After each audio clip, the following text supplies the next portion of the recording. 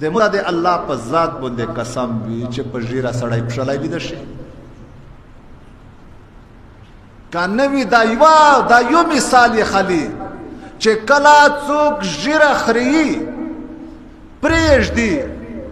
هر څوک مبارک ورکوي چې مبارک ته شه ډېره سخته پښه دې نشلي ده او چې چا ژیره وي خري په پټ مخ ګرځي که نه مت هر څوک ورته نه یي چې خدای دې تباه کړه دا دې څه کړي دي د ټول انبیا سنت دا بلې سړی دا فیصله نشي کړلی ډېر لوی اولیاء الله چې نبی علیه السلام په خوب لیدلی د انتهایي خوشول و او چې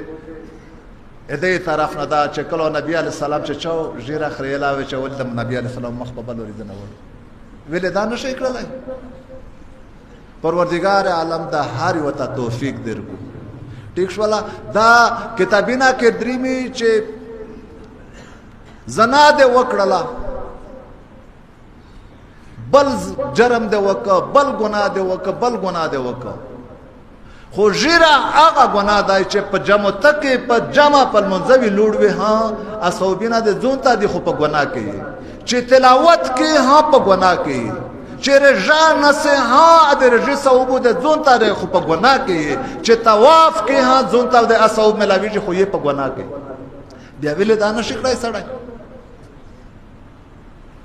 پروردگار عالم دا هر وته دغه توفیق ورکو انتهایی نبی علیہ السلام په خوشولیږي میرزا عابدین نو د الله نبی علیہ السلام عاشق و ژیره خریله او ډیر خپو نبی علیہ السلام په خوب کې نه ورته اخر کې یو عالم چا ورته وشو هغه د پوره نبی جمعه چې اخته وردري مې تازه ژیره خریله چې کله ورغه اخ ولد اکه د خبر اوریدلې وي لوی کرامات چا ولید ورته چې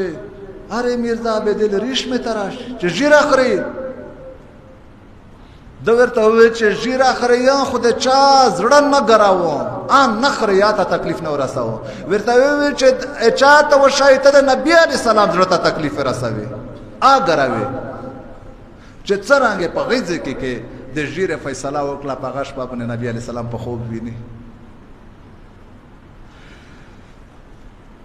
داغه د دوم پرز باندې شاشپا پدا باندې د رجه حسابینا دي د خیراتي حسابینا دي خو په ټول نه لوي ثواب ادا دی چې پدا رز باندې چې وڅړای هر وسړی ته